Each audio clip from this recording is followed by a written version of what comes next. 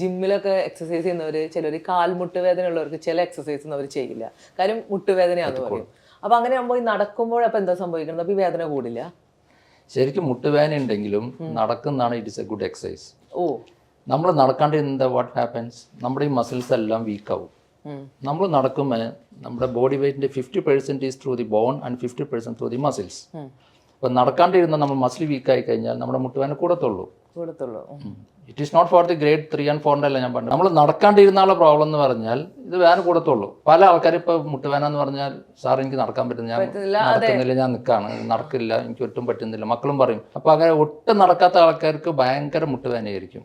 മുട്ടുവേദന ഉള്ള ആൾക്കാർക്ക് നടന്നു കഴിഞ്ഞാൽ ക്രമേണ അത് കുറഞ്ഞു വരും. പിന്നെ ലാസ്റ്റ് സ്റ്റേജ് ആകുമ്പോഴേക്കും നമുക്ക് അവർക്ക് സ്റ്റെയർ കേസ് കയറുമ്പോഴൊക്കെ അവർക്ക് ചെയ്യാം, പ്രശ്നമില്ല, ഒരു പ്രശ്നം.